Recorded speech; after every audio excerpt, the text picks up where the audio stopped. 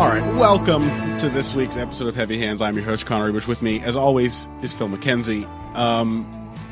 Boy, I feel like we're losing our collective minds today. UFC Raleigh happened. I got criticized, by the way, for mispronouncing Raleigh as Raleigh. I don't know. That strikes me as a pretty small difference. And damn you, North Carolina snowflakes, for your sensitive, whatever. I'm losing it because UFC Raleigh was not good. It was really bad. And not just because my trepidation about picking Curtis Blades was made to look stupid, and my confidence in picking Rafael dos Anjos was made to look stupid. The whole card sucked. It was really sad, basically, to watch a lot of underperformances and tedious decisions. Chris Cyborg fought in Bellator last weekend, and she didn't look particularly good to me. And the UFC put out some new rankings, and they look so stupid, and everything is conspiring to drive me insane. So I guess that's the topic of today's episode, is things that are driving Connor Rebush absolutely fucking nuts. Phil, how are you feeling? I'm recovering. I think in general that card wasn't too bad. Can you hear me okay? I can hear you, yes. Yeah. Sorry, I thought we might have had some audio issues for a sec there. I think the card was decent. It's just that when you have a relatively, as a whole, but when you have a relatively meaningless card and the meaningful fights tend to be the ones which either don't deliver or just depress the crap out of you, it does tend to, cast a pall over the whole thing. I mean, Alex Perez showed up, Angela Hill showed up. There were some decent fights on the prelim card, but yeah, anything that had really much meaning in was either, not good to watch or depressing or both. Mm-hmm. It was definitely the totality of the thing that is really weighing on me now. Watching it, I was invested in certain individual things happening, but now looking at all of these names stacked one on top of the other on Wikipedia, I just feel myself sinking. I don't feel good about it. So, boy, this week's episode is going to be a bit of a grab bag, I think. We wanted to hit some topics. And also discuss the most recent fights, because of course our next UFC card is UFC 247, Jones versus Reyes. Very much looking forward to discussing that one. Also Shevchenko versus Chukagian. Ooh, that is guaranteed action right there. Let me tell you, Phil. But that's not for another 2 weeks. And so, yeah, it's going to be a weird grab bag. I think just to lay it out before we get in, we wanted to talk about the main and co-main, especially, of UFC Raleigh, both of which we talked about with Sriram Muralidharan last week, whose name I'm sure I'm still butchering. But he was very kind to join us on the show. We had a great time talking about the fights with him, and he was dead wrong. He didn't know what the fuck he was talking about, especially with RDA. This guy claims to be an RDA expert, and he's a clown. So I'm going to blame my RDA pick entirely on him. Otherwise, I would have made, the rational pick, picking Michael Chiesa. Yeah, I definitely wouldn't have say something along the lines of, it's less about will RDA win and more about what's the funniest way in which he could do it. I wouldn't have said something like that if it wasn't for Sriram's sinister influence. So that guy's cuss him. Last time on the show, right? You tried, you missed. But other than discussing UFC Raleigh and our shame surrounding our failed picks, we also wanted to talk about these new UFC pound for pound rankings that got posted. I don't understand what's happening. They appear to be at once a collective male-female ranking of top pound-for-pound fighters, but also two separate lists, like segregated rankings just stuck alongside each other. I don't know what the idea is, but they are weird and they are funny. And then we may have a topic from one of our patrons as well. So let's go ahead and jump in on UFC Raleigh before we waste too much time just trying not to. Curtis Blaydes versus Junior Dos Santos was the main event, of course. And, on the one hand, I don't think it was completely foolish of me to wonder if Junior Dos Santos could be a tricky matchup for Curtis Blaydes. He sure didn't get taken down easily. He didn't even get held against the fence that much. The way that this was playing out, probably a few years ago, would have led, I think, to a Junior Dos Santos win. I think that the basic elements of the tricky style matchup were still there. But Junior Dos Santos' ability to execute, to perform within that kind of style matchup seems to have diminished. He has always been a fighter. He's always been like the Anthony Pettis of the heavyweight division, in that his specific technical issues have never gotten better, like even a little bit. And so, not to go full vaping scooter gang, but this ended up feeling like a performance that tells me that Junior Dos Santos is kind of shot. And I don't want to spoil things, but that feels like a through line for both the main and co-main event. Like, I think the theme of these two fights is we just saw two seriously credentialed veterans sort of reveal that they don't really have it anymore. Phil? Yeah, I think that's definitely true. I mean, JDS definitely more so. There were glimmers of hope from RDA, but Sure. The JDS performance was about as bad as anything we've ever seen from him. I think it was that bastard Zane Simon who might have said that this reminded him of Swanson Edgar 2. And I think that's a reasonable analogy, because this was JDS seeing someone who was, a powerful wrestler and just deciding to prioritize the takedown above literally. Mm-hmm. And the problem with that is that it meant that he had to rely on his defense and his movement, and he's not good at either of those things. Yeah. He pretty much doesn't have either of those things. His style of movement, as it always has, involves him immediately. This is the real Anthony Pettis comparison. I noticed this happening so much in this fight. It's always been a thing JDS does. But he will get backed up. He'll hit this point where he's like, okay, I don't want to back up anymore. My back's going to hit the fence. And so he'll stand his ground. And then the opponent will feint or will come forward or whatever. And the way he retreats is by pulling his front foot out of range so that he's immediately squared himself up. I don't understand where this habit comes from. Like, it's a really bad response. Like, you always get taught to move your back foot first when you're stepping back, your front foot first when you're stepping forward. You always want to widen and then reset your stance. You don't want to narrow or square your stance and then reset it. You're better off being a little wider than you want to be so you still have stability. And then adjusting with the other foot stepping.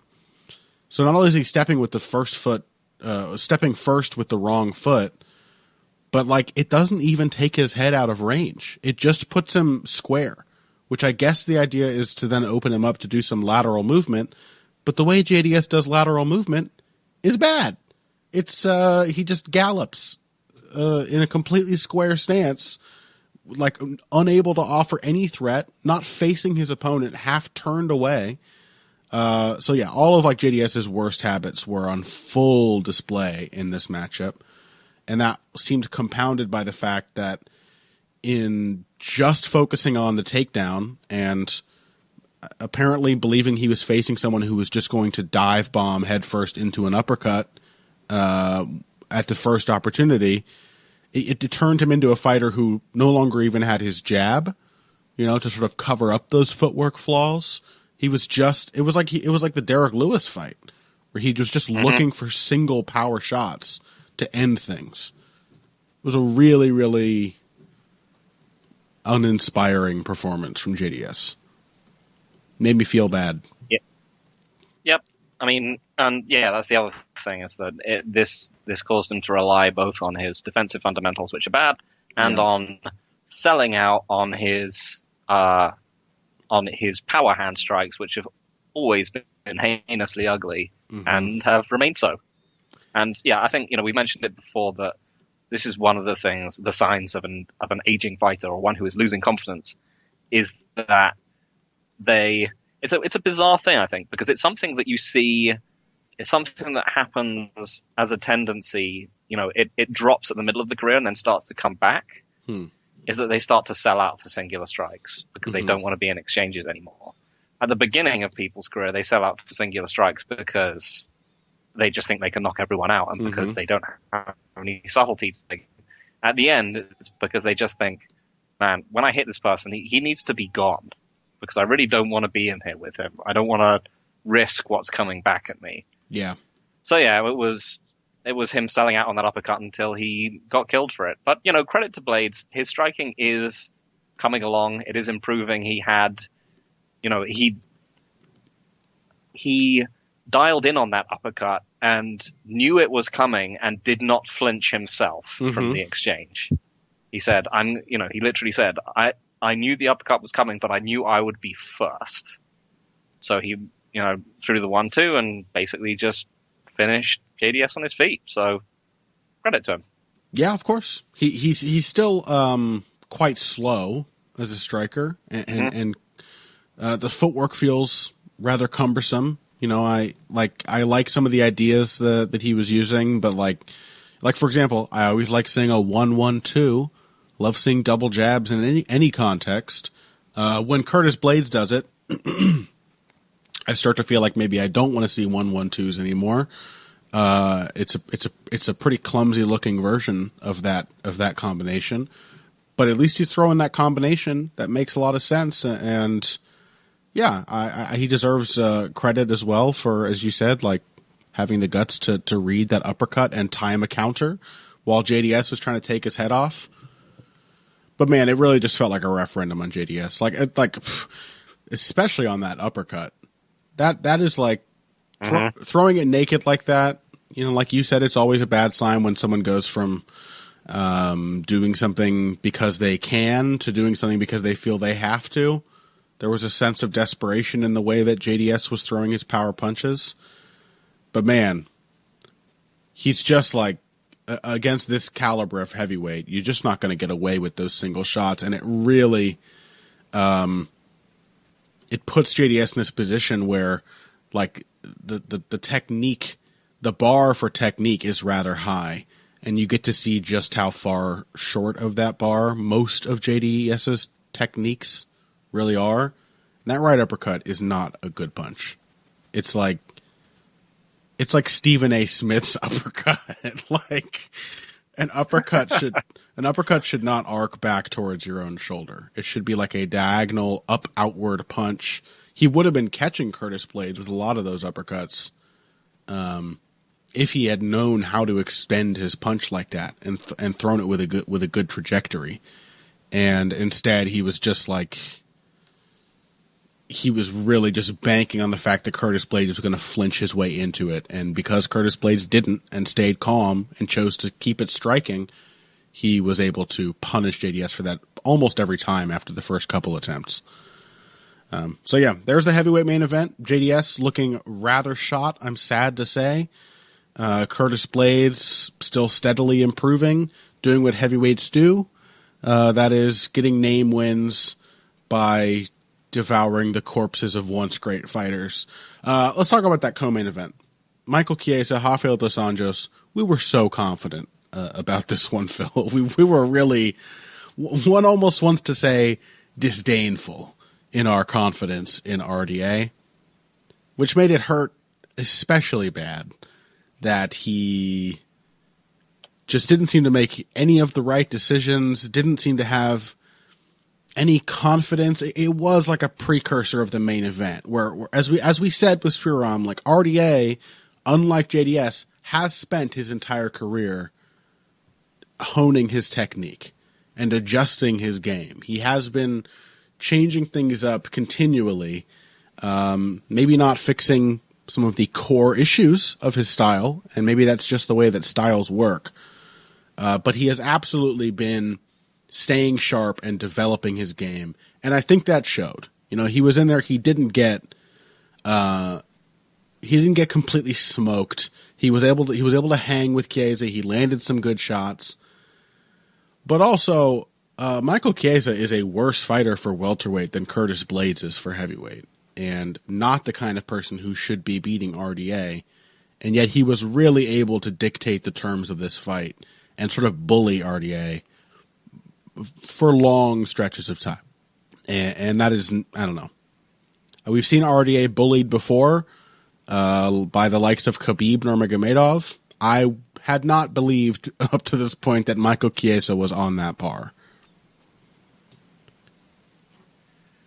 Yeah, this was a really tough one to figure out because Chiesa did not look technically much improved from where he's been. No, he looked bigger. With the possible exception of his grappling technique, and I did think he in general he came with a reasonable strategy. But yeah, he's still an insanely ugly striker, and like someone where he's been a decent offensive wrestler, but I wouldn't say that he's a remarkably better one than, say, Kevin Lee. Mm-hmm. And so the fact that he was able to have, the same game plan as like Kevin Lee and have more success than him. I mean, he had the same game plan as pretty much, or at least a more grappling heavy one, as Colby Covington and have more success. Yeah. It did kind of feel like, RDA might be losing a step. Yeah, it's tough to put your finger on exactly what that step is. Like I said, he looked like he lacked the confidence. Like it seemed to take less than it has in previous fights to put him on the back foot. Where his like classic back foot problems were absolutely there in spades. Was it just Chiesa's size? Like Chiesa did look huge. I have to emphasize that. He looked massive compared to RDA. Not just really tall and long, but he looked thick too in comparison to RDA. But I don't know. It just didn't seem like it didn't really seem to take that much. Like you said, it didn't take the most effective striking in the world to just put RDA on his heels. And I agree. Like Chiesa, he has some takedown ability, especially in the clinch. He's always had a weird, sticky clinch game. With some underrated chain wrestling. Like I used to often compare him. I would put him in the same class as like the Damian Maias, even though he doesn't work the single leg game like Damian Maia does, of people who just want to connect with you and then, or like a Hani Yahya style, want to just connect bodies with you and then just keep working, grinding until they can just drag you to the ground. But I was pretty sure RDA was a really good clinch fighter before this fight. And that the fact that Chiesa's takedown game relied on working from the clinch would mean that he would be running into a wall. And he was just like able to swamp RDA in the clinches. Yeah, it was puzzling. Like, apart from anything else, he was able to scare RDA off with his strikes more than I think I've been. One of the things about the Kevin Lee fight is that Kevin Lee obviously came out with the intention of like scaring, because this is the most, like, the Kevin Lee fight is still the most puzzling analogy to me because Kevin Lee beat Chiesa relatively handily and lost to RDA in a fairly competitive but still, decisive fight. But the thing is that when Kevin Lee came forward to strike with RDA just punched him in the face. Yes. Like, he didn't take very many backward steps in that fight. But when Chiesa came forward, RDA was just galloping backwards. I'm not sure whether it's that, like, I'm not sure whether maybe it might be a specific orthodox versus southpaw thing. I think I think RDA does genuinely look like he's more comfortable jabbing in open stance, which is strange, but maybe makes sense because that's the kind of fight that he has most of the time. You know, he doesn't fight southpaws all that much, despite being at Kings. But and maybe he's just, you know, less comfortable fighting southpaw pressure fighters. It might also be that he has a specific way that he turns out of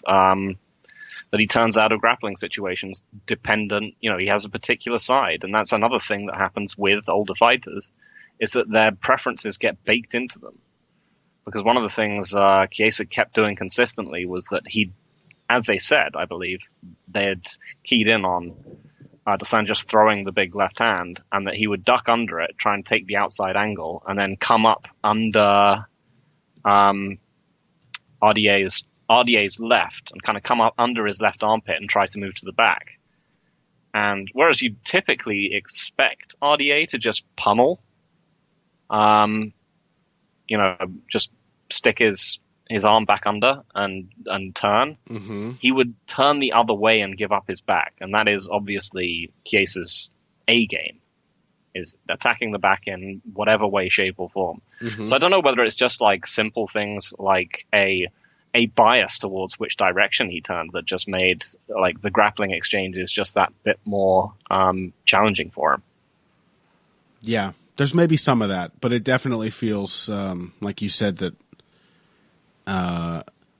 that's connected to like maybe RDA getting more locked into these patterns. It feels like that does not feel like a problem that I would expect RDA to not be able to adjust to. It's just getting taken down the same way over and over. But I don't know. He just, it seemed like he got physically bullied by Michael Chiesa. Like Michael Chiesa would get in deep on some really ugly shots and just wrench RDA off his feet.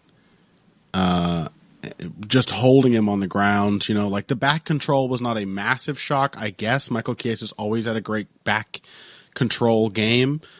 You know, he did a great job of like using his legs and in combination with the body triangle to keep RDA from spinning into him. Right? But also, like, it's fucking Rafael dos Anjos. Like, why is Rafael dos Anjos giving up his back that easily in the first place? And why is he doing it repeatedly, time after time? And why is he putting himself in a fight on the feet that is so constantly backing him into the fence where these ugly ass shots are working so easily against him? Like, I don't know. It's like RDA has, he's obviously really deepened his like back foot striking game, since coming to welterweight. It's been like an adaptation to fighting bigger, stronger guys that he can't pressure as easily, I think. But yeah, like you said, in the Kevin Lee fight, he was able to stand his ground and fire back. And when he was retreating, he was able to use his jab a lot more and a good bit more lateral movement. And here, like he couldn't stand his ground at all. Chiesa would come forward with the ugliest shots, and RDA was just like skittering backwards in a long straight line, just like watching. And I don't know what he was waiting for. Like he thought he was going to get this counter opportunity. He was too anxious about what might be coming next, a level change or a punch, and so it put him into this passive mode. But it just seems like he's like RDA has like done to himself in a career sense what Dustin Poirier did to himself for Khabib, like in learning to adjust to pressuring styles, and developing like a B game in case these bigger guys are able to push him back. He has now put himself in a position where he is no longer able to come forward, because if he had just planted his feet and fired back with some body shots, or even just let Chiesa walk into the clinch in a lot of these positions, you feel like he could have got something done. But I don't know. It's tough for me to tell if he was just physically overpowered or if the way the fight played out made it look like he was so physically overpowered, but really not a good look from RDA. Yeah. So I thought he won the second round relatively clearly. I don't think Chiesa really landed anything in the second round. He had a bit of control, but it was mostly just like the leg kicks.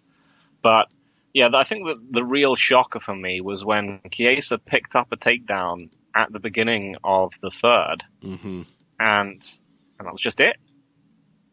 That was just RDA just never got up.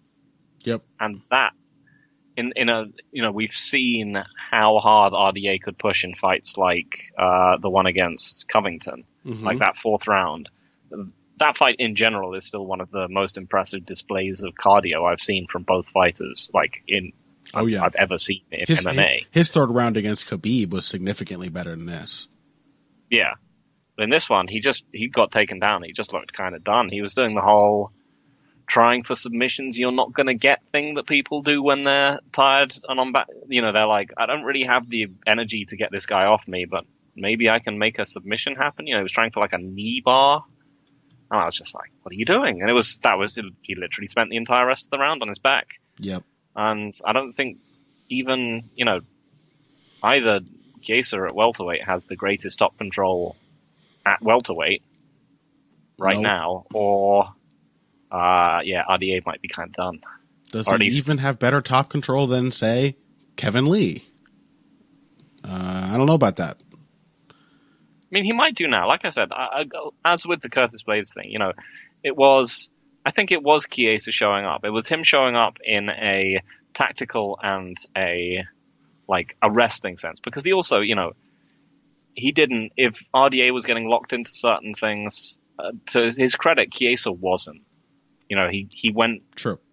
Pretty much every takedown he hit was a different takedown.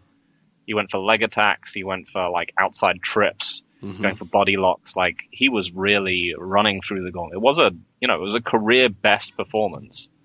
I mean, like I said, he's still a heinous striker. Yeah. Both offensively and defensively. Covington seems like a nightmare matchup for him in many ways if he actually gets that fight. But yeah, it was a great performance from him, and the idea of they clearly had a read on how to get in under Dos Anjos' strikes, which allowed him, I think, to at least partially helped with him implanting that fear into RDA. But yeah, it was pretty bleak. And he bulked up. I mean, again, the fact that RDA was tired, coming into the third round, I thought he was looking fatigued after round 2. I think the size was wearing on him to some extent. But yeah, just not a good look. This still does not feel like stuff that I would have expected to be enough to not dominate in the entirety of the fight, but to get dominant rounds over RDA. That round 3 was just something I have never seen from Dos Anjos before. So, dunno. Credit to Michael Chiesa, credit to Curtis Blades, but rest in peace, JDS and RDA. Okay, well, we need to take a break. Do we want to talk about any more UFC Raleigh stuff when we come back? Maybe Arnold Allen. Yeah, Arnold Allen, maybe Alex Perez. Okay, well, we'll see what we got time to cover. But otherwise, shortly we will be talking about the new UFC pound-for-pound rankings and trying to make sense of how this dumb promotion organizes itself after this. Hey everybody, thanks for listening to this week's Heavy Hands. If you like what you hear, please consider pledging to support the podcast on Patreon.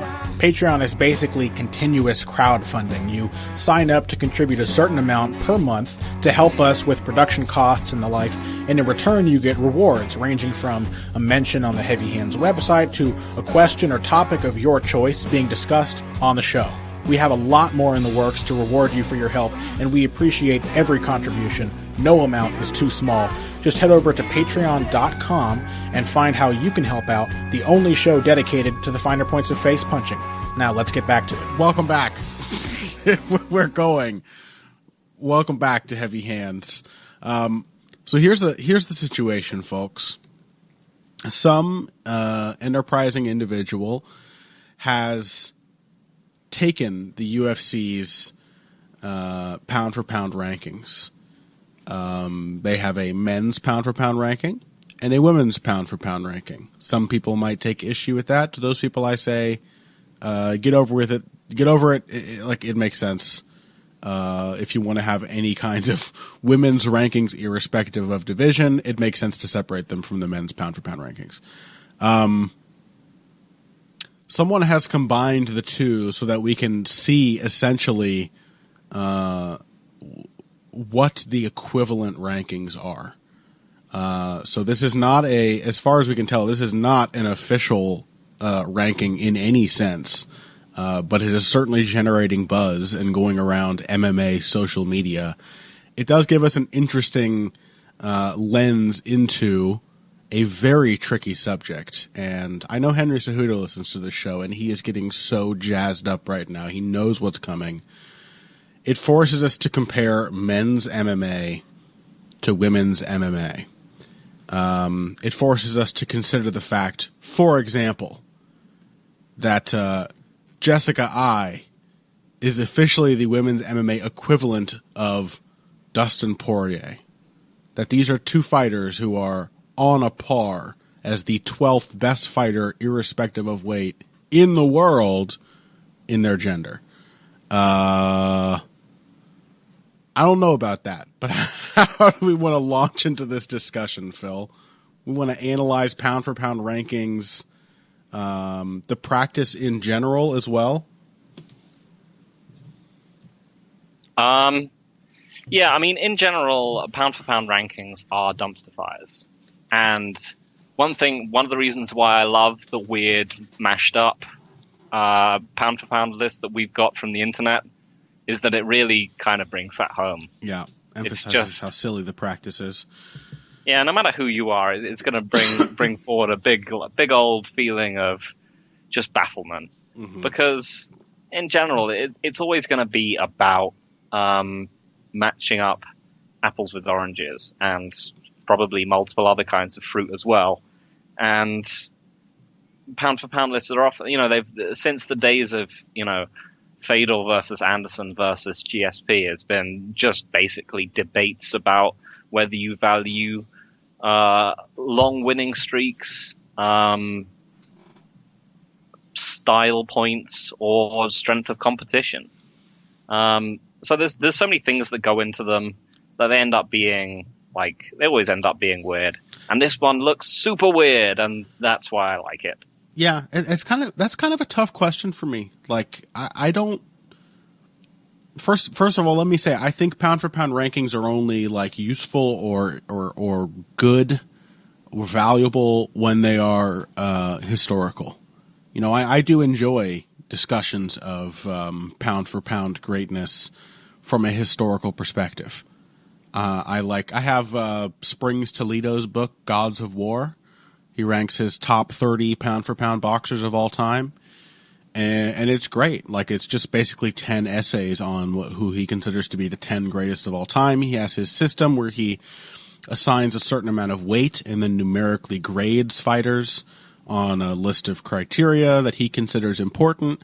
I think it's made very clear that it's something, it's a personal evaluation of his, but that he also tries to make it bring some degree of objectivity to it. And that's interesting because I'm looking at some 150, 200 years of boxing history and seeing how things stack up. And it gives me some perspective and some context, some useful context to think about the sport today. Trying to do pound for pound rankings for fighters who are still active, that, like you said, it really, really forces you to consider, like how valuable the accomplishments in one shallow division stack up against maybe lesser accomplishments in a much deeper division. And I just don't know how I feel about that because, as a like technical analyst guy, I have always tried to take things in context. I have looked at heavyweights and been like, okay, these are my parameters for what is acceptable technique or acceptable style or strategy or whatever in the heavyweight division. I don't have the same standards because everyone's slower, everyone's clumsier, everyone gets tired much more quickly, and they're much easier to knock out. Like, things are different. Everything is different among the big guys. So how could my standards for what I can consider like adequate technique not be different too? And so I don't know if like Daniel Cormier deserves to be above like, I don't know, Max Holloway or Kamaru Usman or something. I'm not 100% sure about that, because on the one hand, I think Daniel Cormier has had incredible accomplishments in 2 divisions. On the other hand, everyone knows I've made no secret of the fact that I consider those 2 divisions to be the worst ever in the world, light heavyweight and heavyweight. So I don't know. Where do you fall on that, first of all? Or what are your thoughts, rather? Yeah, I mean, I tend to kind of agree in that I like it from a pound for pound perspective. I like pound for pound from a historical perspective. I mean, partially because I think the reason why people like pound for pound lists and lists in general is that they are communicable shorthand. Mm-hmm. And like a pound for pound top 10 list is a great way of packaging in like a whole bunch of history if you're looking at boxers, mm-hmm. because it's incredibly difficult to capture like the depth and breadth of boxing history in any kind of meaningful way. And just having someone who's clearly researched it, looked into it, and can then say, you know, this is why Floyd Mayweather is the best boxer of all time, would be able to, like, that's a way that you can communicate it very easily. And that's why people like quantifying things and like sharing them. But when it comes down to it, beyond that first introductory level, I don't think it's a very useful way of thinking about things. Like, unless it's being used to explain a wider environment to someone who doesn't know about it, mm-hmm. then it's not necessarily, and unless it's being provided with the appropriate context, it's not particularly useful. Like, it's not. I don't. Yeah, as you said, I don't know how Daniel Cormier ranks up against like lighter weight, probably more skilled fighters. He's still, but you know, most people, I think the most important thing is you should just be like, these are great fighters. These have interesting things to teach us. You should look at them. Yeah. Like they're fun to watch. Like, I think it's very easy to get tied up in, like being like, this person is clearly number 4 and not number 6. Whereas you could just be like, oh yeah, I really like watching this person. You should just enjoy watching them for what they're great at. And then, mm-hmm. you know, it won't hurt you quite so much if they have sudden falls, or if, you know, suddenly people that you thought were shitty overtook them, because you never watched them for that reason anyway. I don't think you necessarily need to quantify them that much. I mean, so that's why I've never been a huge fan of pound for pound lists. I think that they're just like they're a pretty crude language, like, for communicating things when it comes down to it. And they kind of lead people down into areas, ways of thinking, which I think aren't particularly like helpful or fun to talk about. But the one where it compared the men against the women was like, it was great just because it's got all these like weird little couplings, like everyone's got their own dance partner. It was mm-hmm. great. Like, Caitlin Chukagian and Tony Ferguson is one of my favorites. It's like, they've both just got unbreakable pace and, you know, an incredible will to win. And, you know, they're pretty similar. Mm-hmm. Amanda Nunes and John Jones, they both have long arms. Alexander Volkanovski and Jermaine Duramani, both great wrestlers. Uh-huh. Really comparable, well-rounded skill sets from those two fighters. Holly Holm and Kamaru Usman. Oh my goodness. Sorry, go on, you were saying? But the other thing is that when we kind of talk about, if we talk about, you know, good divisions versus bad ones, it ends up sort of coming across as, and you know, we do often quantify divisions as being shitty because they are. Uh-huh. But also, like, the people in them can't do any better. You know, Yeah, they can't. Amanda Nunes cannot do any more than dominate bantamweight and you know, featherweight, of which she is the only listed person on the UFC rankings page. Yeah, I mean, I make these things sound like they're objective criteria, but like, let's be honest. The reason that heavyweight and light heavyweight are shitty is like my personal preference for seeing things like agility and like dynamism, you know, and like balance, things that are just like, it's just harder to do. It's not the heavyweights' fault that they're just big fat idiots. You know what I mean? They can't help it. They're huge. Like, that's just how they have to fight. To me, that's like the most interesting angle of all this, is really determining how much a weight class does weight. No pun intended. How much it does like weight your accomplishments to be fighting bigger, worse competition. If you are also a bigger, worse fighter, like, in context, are your achievements really that much worse? I don't know. I mean, I know how like some of the vaping scooter boys think about this stuff. They love to go online and argue vehemently that like Daniel Cormier is a fucking joke. That he's like complete dog shit compared to Max Holloway. But like, let's be real. If you took up Max Holloway and blew him up to 240 pounds, he would also look like a big, dumb, slow asshole. Like, that's just physics.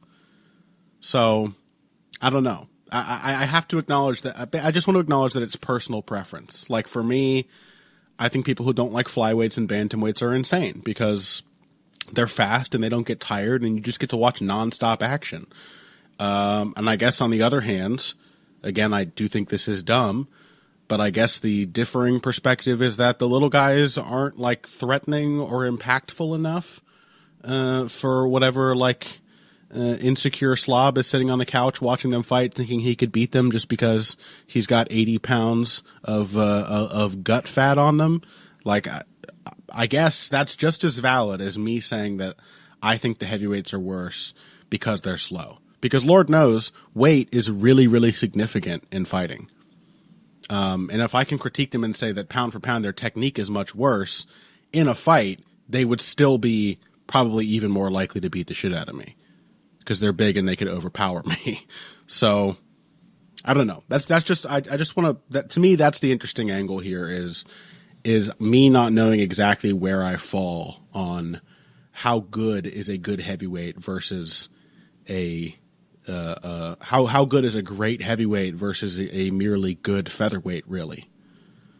Yeah. And it's also just one of those hypothetical questions where, yeah, there isn't really an answer to it, and I don't think it's like it's not really a tremendously valuable way of thinking. No. Like, it's just you'll burn out a lot of emotional energy kind of thinking of these hypotheticals, which don't really add up to much in the end because those people are never going to fight each other, and like it's never going to make a difference. Where it does make a difference is obviously that the heavier weight classes have historically been, for kind of a couple of reasons, namely precedents and viewing habits, have traditionally been the ones which have taken like dominant positions in people's minds and how they view things. You know, so that's why we have, you know, Ronda Rousey was the first UFC women's champion, and thus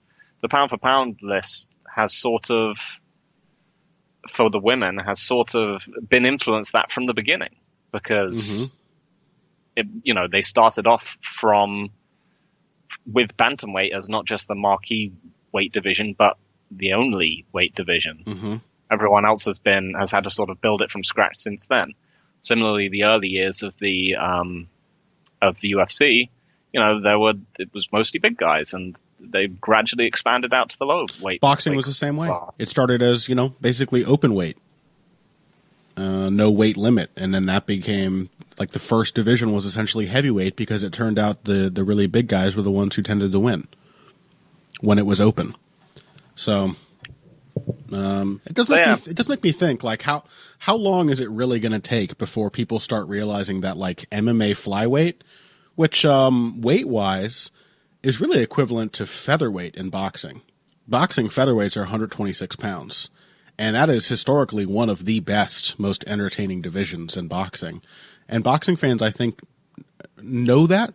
Like, featherweight is certainly, I don't know, welterweight was a marquee division for a long time as well, and often is. And that's 147. It's equivalent to featherweight in MMA. And fans turn up for those fights and, like, know that those divisions have great fighters. So how long did that take? It makes me wonder. After the sport starting with heavyweight, and heavyweight just having this natural prestige, having this historical momentum from being the first division, the first belt that really mattered, how much did it take for them to accrue enough prestige where, like, a significant portion of boxing fans would be like, why would I want to watch Deontay Wilder when I could watch, I don't know, I could watch Errol Spence or someone instead, like... Yeah, I mean, I think a significant part of that is simply another, like, thing people do, as well as having, like, wanting to have numbers to communicate things as shorthand. You know, I think a lot of the way people think is to have, like, bracketing functions, like, so they know they want to organize and, like, sort things. And one of the reasons why flyweight doesn't catch on is not because of the objective size of the people involved, but simply because it's the smallest division. Like, we can all remember, like, we can still remember, you would get people back in the day saying, I just don't like lightweight in the UFC. Yeah. They're just too small. 155 pounds. These men walk around at 170, probably bigger now compared to back then, and they're too small. They're perfectly average sized men. Yeah. I mean, and that would be a bizarre thing for someone to say now. Absolutely, like, you just don't hear it. Yeah. But yeah. So I did want to mention one thing just to kind of close out because I was looking to find, like, what are the early pound for pound lists I could find. So here's one from 2007 in Sherdog. And it is number 1, Fedor. Number 2, Shogun. Number 3, Gilbert Melendez. Number 4, Dan Henderson. Number 5, Anderson Silva. Number 6, Rampage Jackson. Number 7, Takanori Gomi. Number 8, Shinya Aoki. Number 9, Sean Chirk. And number 10, Kid Yamamoto. And that's notable for being actually, like, a surprisingly good list, amongst other things. Like, all those fighters are pretty skilled. But it is also notable for being pretty top heavy.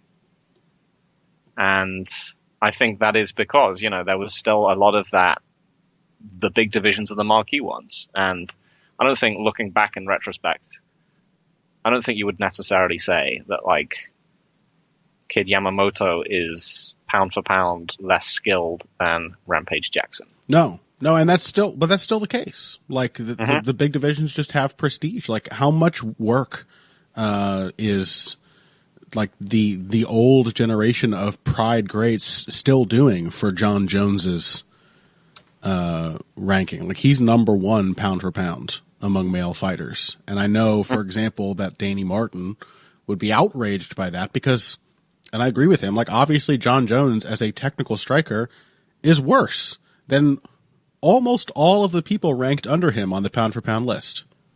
I mean, not than Khabib, probably. I'm not 100% sure about Cejudo, but these people are still, like, fast and powerful and coordinated in ways that Jones could never imagine being. But, you know, how much does that matter? Jones is fighting bigger guys. He is a bigger guy. And, yeah, I think it's just still the case that, like, there's just a lot of prestige associated with beating the big guys. I don't know how you could possibly undo that.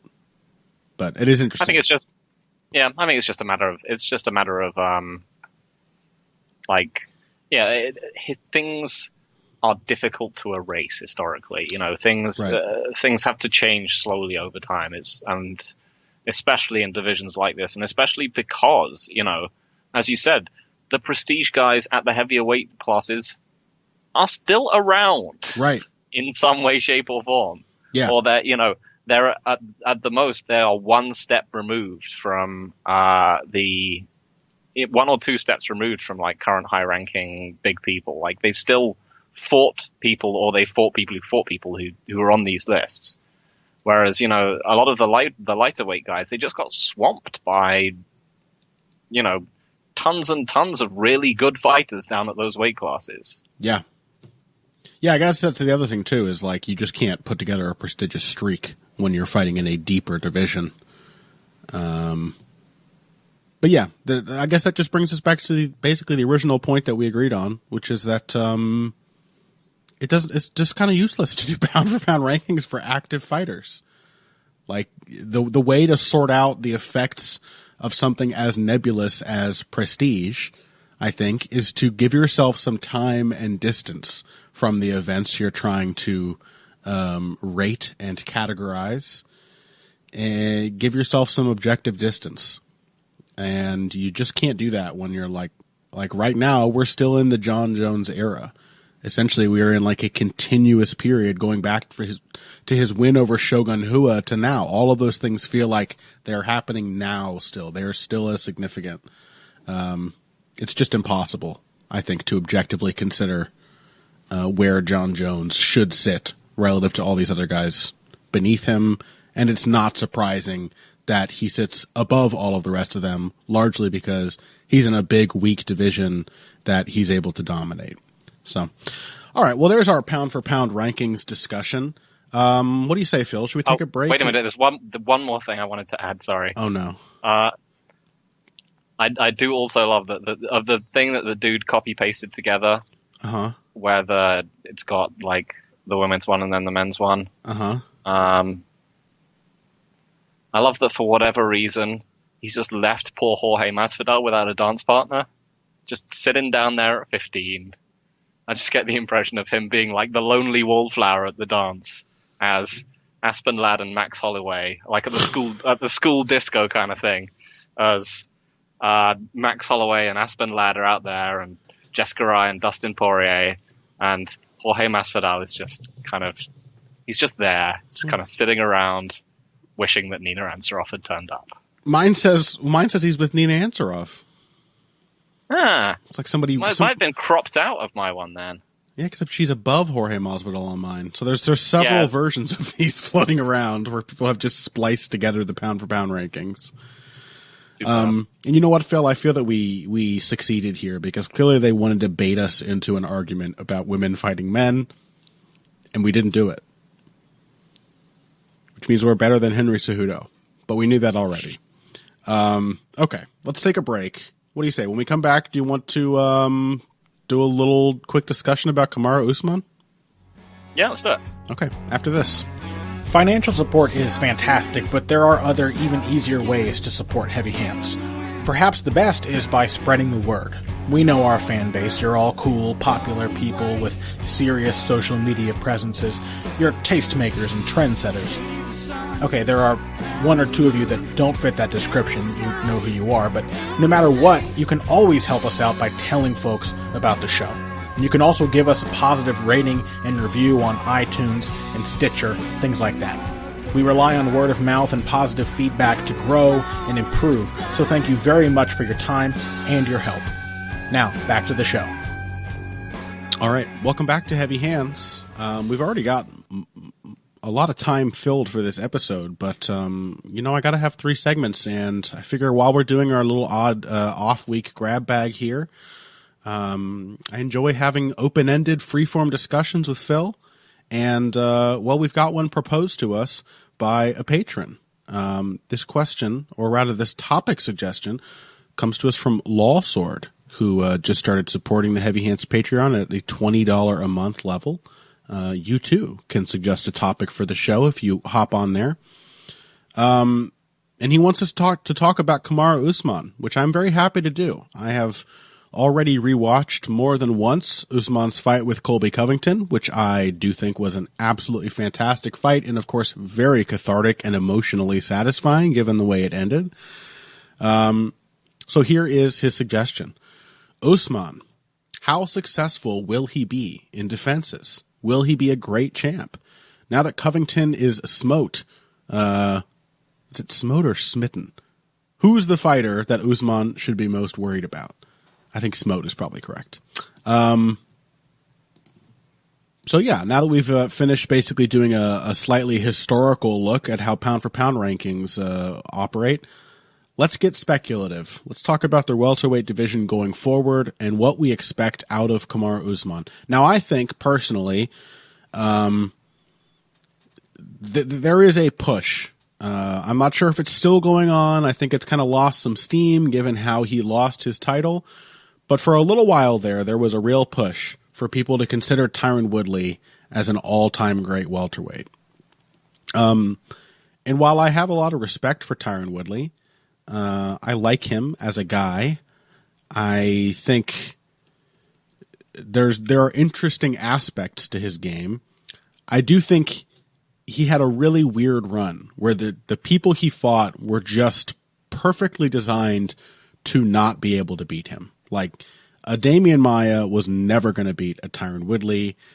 I don't think a Darren Till ever really would either, but especially not a young and untested Darren Till, who couldn't even use his size effectively. Stephen Thompson, as we know, based on not just his fights with Woodley, but other fights as well, is just pathologically vulnerable to people who wait for him to take a lead and otherwise incapable of doing anything when he is so worried about getting caught on the counter.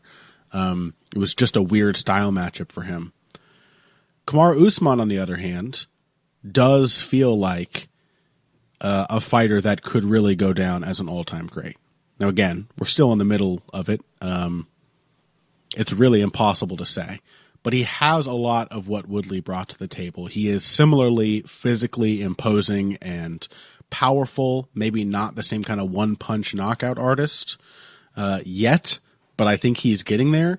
He is also much more active and aggressive. Pressure tends to be really, really important in MMA, and Kamaru Usman is predisposed to pressuring just about everyone he fights. He does not like to be put on his back foot, and he is good at avoiding doing that for more than one or two steps in a row.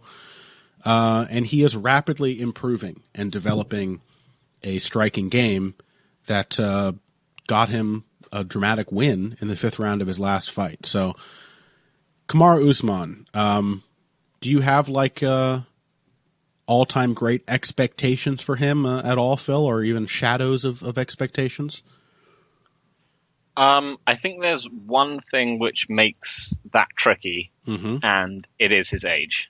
The modern UFC does not lend itself to greatness, especially at the good weight classes, because the fights are incredibly brutal and physically wearing. Everyone is very skillful. Defense has not caught up to like offense in the sport as a whole. I mean, particularly at the lighter weight classes, we can clearly see just like offensive ability, multifaceted offensive ability outstrips defensive ability. And this just means that, and you know, the general increasing of pace and pressure as weapons mean that it's very hard to win fights unscathed in the same way that people could in the past. And it means that people tend to have tougher sparring sessions, pick up injuries more, and like just have like shorter primes. Yeah. So he's 32 years old. Only been fighting since November of 2012. So time-wise, he has yet to hit that like approximately 10-year mark where most fighters' primes tend to end. But yeah, 32 years old. He's not young. And he doesn't have a great he doesn't have like a great record of taking lots of fights. He's I think he has been injured for a bunch of fights. Like I think he has been. Has he been pulled from many fights? I know he's had things like the fight against Mech, where he said, you know, I was super injured coming into this fight. I was at 30%. But yeah, he doesn't. According to Tapology, he had a canceled fight with Santiago Ponzinibbio. That was in May of 2015, but that was Ponzinibbio pulling out because then he fought Damian Maia. The Mech fight was canceled and rescheduled for like 2 weeks later. I'm not sure what the case was there. He was supposed to fight Sergio Moraes before he did in 2016, but then only 2 months after that, he fought Alexander Yakovlev. He hasn't had a ton of cancellations, really. And most time he's had a fight canceled, he has fought shortly thereafter. But he has fought on average only 2 times a year, which is pretty standard for UFC fighters. But it's not a pattern that seems to suggest that he is going to have a lot of fights left in his prime. Yeah, and he was famously a fighter that people tended to avoid.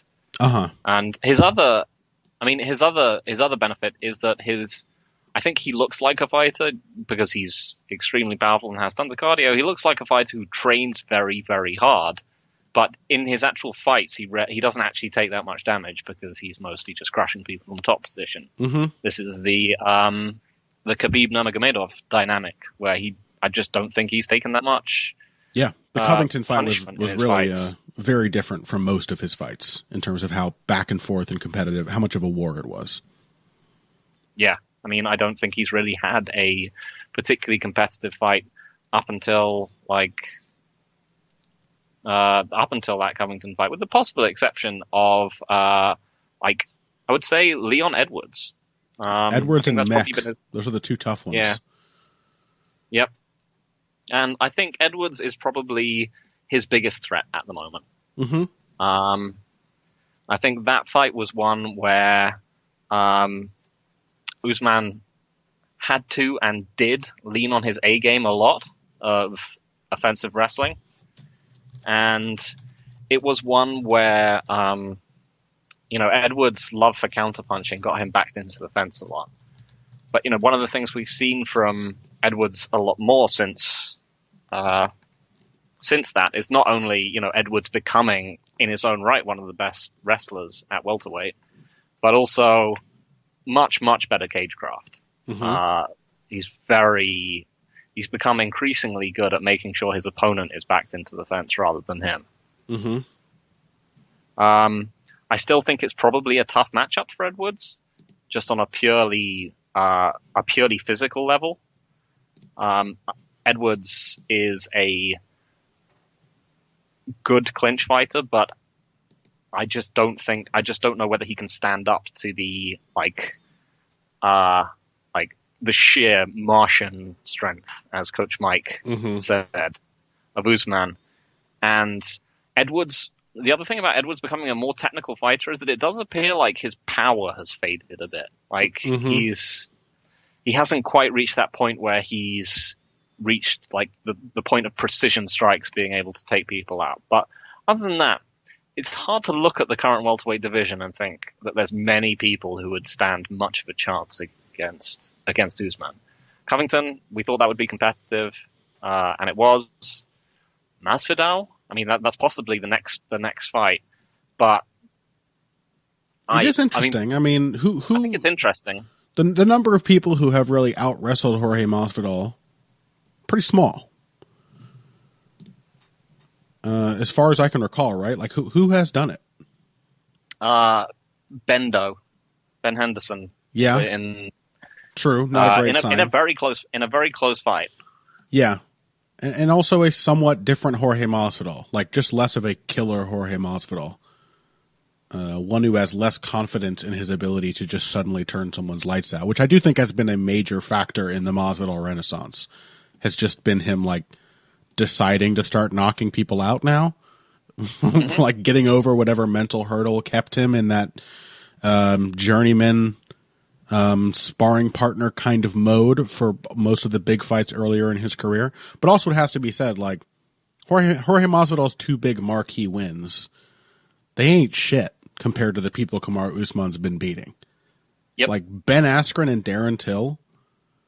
Darren Till got smoked by Tyron Woodley. We saw him matched up against a championship level welterweight, and one whose game is really not that complicated to figure out.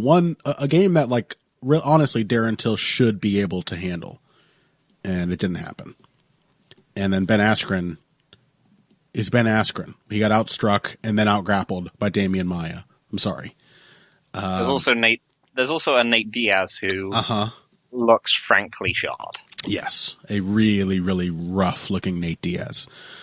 So, I don't know. I think it's interesting. I like Masvidal as a fighter. I love his well-roundedness. I can't think of many people who have out-wrestled him, but if you're going to get held against the fence by Ben Henderson, and I don't know exactly how to quantify how much you've changed since then, it is really tough for me to pick you over Kamaru Usman. So I agree. I think Edwards is the most interesting guy there. That's why I have been sort of quietly pushing for that to be the next Kamaru Usman fight, even though it depends on how long it is until Usman's next fight.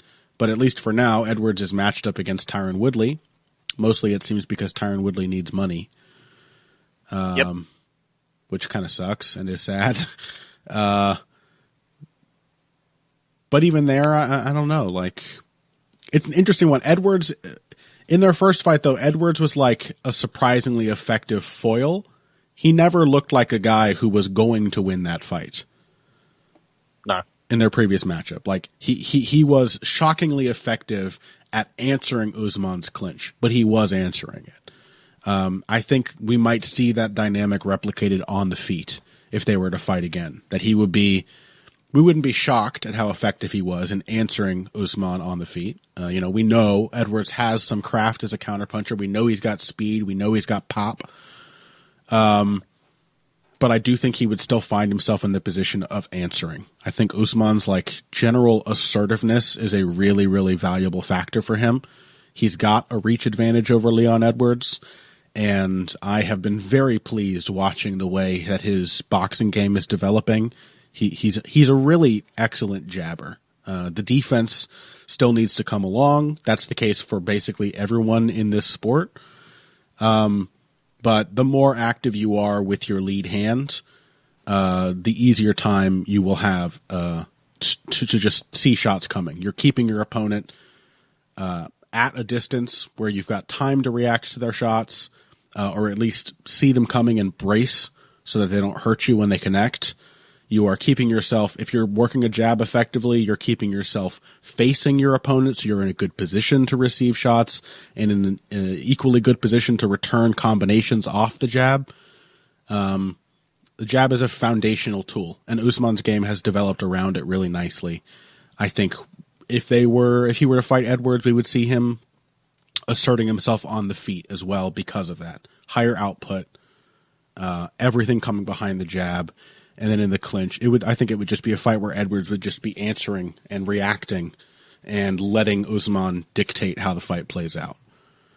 Yeah, in general, that's one of our big themes that we focus on in MMA, that it is important to dictate. Yes. And Edwards is not an amazing dictator. He is a fantastic kind of neutralizer and responder, but Usman does like and is very good at dictating. But here's another one. Here's the only other one, I think, aside from obviously the man who is clearly now the best wrestler at welterweight, Michael Chiesa. The other one I think is interesting might still be Stephen Thompson. Mm-hmm. And the main question is, would they still put him into a title fight after those two god-awful performances he had against Tyron Woodley? And I think, yes, they would, because he's handsome and white. Yes. I'm glad you said it before I got the chance to. Finally, some heat for Phil. Yeah. No, I think you're right. He is, well, we don't usually use those words, Phil. We usually say marketable. Sorry. In MMA, we presuppose a handsome white market. Can you maybe Derek Krantz marketable over the top of that so that I don't get people coming after me on Twitter? Yeah. Well, we're going to be our euphemistic analysis. How does the marketable style match up against the explosive style? Really tough to figure out. You know what? I'm really sick of all this explosive crime in the inner cities, Phil. It's a real problem over here in the United States. Okay, Stephen Thompson. Yes. Okay. Enough racial euphemisms. Yeah. It's an interesting fight. I mean, I think Thompson really showed against Vicente Luque. Like, he's matchup dependent. always has been. He's more fragile than he used to be. I think he hasn't been in a lot of wars. I think you could argue, like, we saw some real durability out of him, say, when he fought Matt Brown in a fantastic fight very early in his UFC career. But since the Tyron Woodley fights, we have seen clean shots putting him down fairly often. He got knocked down in both of those fights. He got knocked out by Anthony Pettis. Given that, though, given a more predictable power puncher who was going to play into his kind of game, namely a more aggressive fighter, he showed that he is still an incredibly good foil for that style. He can still draw out lots of counters. He can really throw down in the pocket when need be. And once he's settled into a fight, he's just a fantastic range striker for MMA. He operates at a range that most fighters just don't have, at which most fighters just don't have many effective tools. That being said, a major factor in that Vicente Luque fight was the fact that Luque slowed down. And I have to wonder if Kamaru Usman, again, stamina is also very important in most divisions in MMA. It's super important, I think, in combat sports in general. And Kamaru Usman has shown remarkably good stamina given how active and aggressive he is. So I think that will be a problem, right? Just having staying power against a 36, 37-year-old Stephen Thompson has to count for a lot. It just doesn't look like we've this. Also seen that, against relatively conventional, against relatively conventional, but even pretty skilled strikers, Thompson really has been able to mop them up a lot. True. Masvidal and, to an extent, this was clearly, post nose with Rory, but it was still notable that he couldn't get anything of note off against Thompson. Mm-hmm. So that most of Thompson's problems on the feet have come when he's leading, because he's, as we've mentioned, bad at it and puts his hands down by his sides and scuttles directly backwards after he's thrown. Yeah. But on the counter, and if he's given someone that, this is one of the few cases where I think Usman's relentlessness might be used against him. Sure, absolutely. I think it works better against Edwards than it would against Thompson, because Thompson's style is simply, lateral movement and picking up on counters against the jab. He is the best outfighter / counterpuncher at 170, no question. Yeah, he's more limited by far than Leon Edwards, but in that specific style matchup, there's no one who does it better than Stephen Thompson at 170. Yeah, it's one of those ones where obviously you'd have to favor Usman, because Thompson, despite not picking up much damage, is still, as you mentioned, he's clearly on the physical downslope. Mm-hmm. And it's just one of those ones where all Usman has to do is to figure out a way to use his relative youth and power and invulnerability to turn the clock back and turn it back into the Matt Brown fight. Yeah. I also think he's actually a significantly better, he's got better pressure fighting footwork than most of the people that Stephen Thompson has outclassed. He's nowhere near the sort of linear plotter that Vicente Luque really is. He is better at attacking on diagonals, staying in front of his opponent. Again, that jab is a super useful tool to keep him lined up with his opponent as he is edging forward and taking these diagonal steps to cut them off. But yeah, it would be interesting. It would be really interesting. I wish it's a matchup that it makes me wish I could see a younger Stephen Thompson. Because I do think that would just be a factor. Yeah, it's a fight I sort of want to see, but also sort of don't, because it might be like Woodley Thompson. Yeah. Otherwise, are there any so if we're looking at maybe one or two successful defenses out of Usman, is there anyone on the horizon we're expecting to fight him? I guess there's Jeff Neal. He's like the current the coming man at 170. Again, you never know. Like, prospects tend to just shock you. Like, an Israel Adesanya comes out of nowhere, and then in like a year is at the championship level. Alexander Volkanovski was not around that long before he beat Max Holloway, who we all expected to be defending that title for a while. So we're likely to be surprised by someone who just shows up and has the right answers for Usman's game, or Usman just sort of falls off before he's able to put together a really legendary title defense run. But I guess it's Jeff Neal. Like, that's the next guy on the horizon who might end up getting a shot against Usman. Do you think he has anything to offer? I'm not sure. He's a very... The thing is, he's got the problem where he's an exciting striker who they've matched up with exciting strikers because they want to see exciting striking fights. So we haven't really seen, admittedly, his test fight was Bilal Remember the Name Muhammad, which he passed with flying colours. But with all due respect to Bilal Remember the Name Muhammad, he is not quite Kamaru Usman. No. Especially from as a wrestler. Perspective. Yes, he's not quite. You see him hitting shots and getting in on single legs, and you're like, this is not what it would look like if Usman was doing this. Yeah. I agree. And the other thing is I look at Jeff Neal. I love Jeff Neal's game. He's a really pretty fighter to watch. But I look at some of these like exchanges he gets in to scare people off, to keep people from like wanting to grab a hold of him, or wanting to stick around in the pocket with him.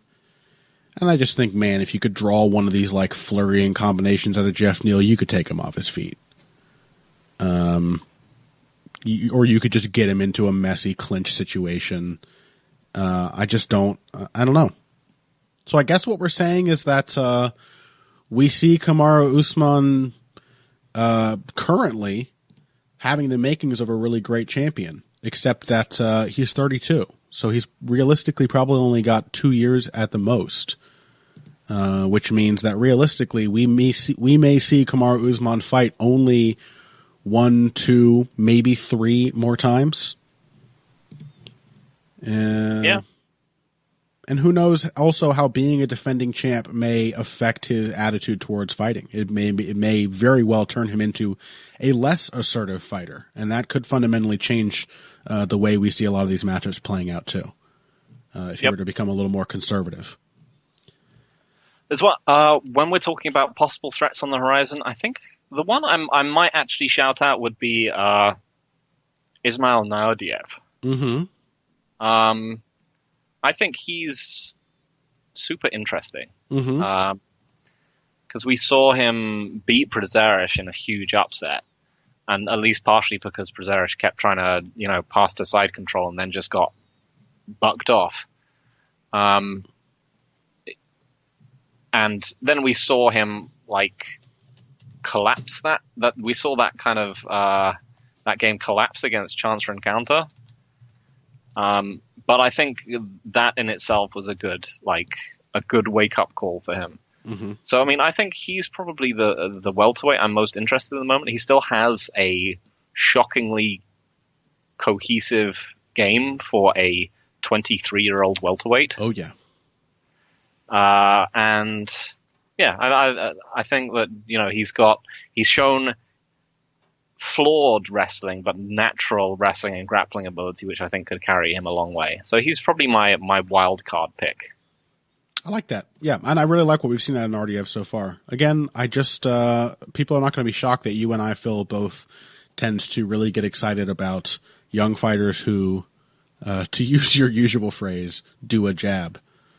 And Nardiev has a really nice approach to striking that is built around a good boxing game with a good jab.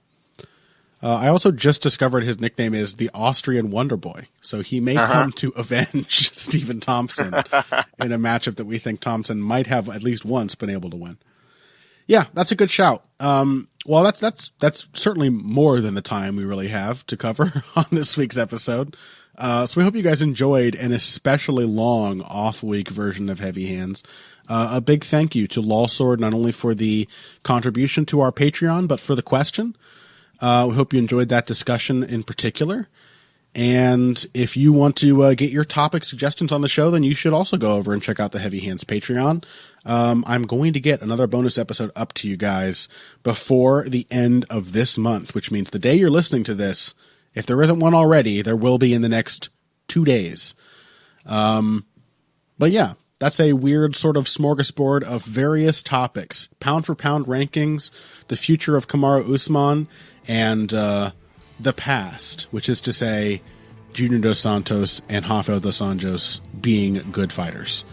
That's all we have time to cover. Let's see. Find us on social media.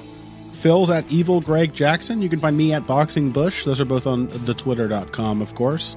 Phil, do you have anything? I guess there's no preview this week. Which leads me... So I'm going to be shockingly lazy again.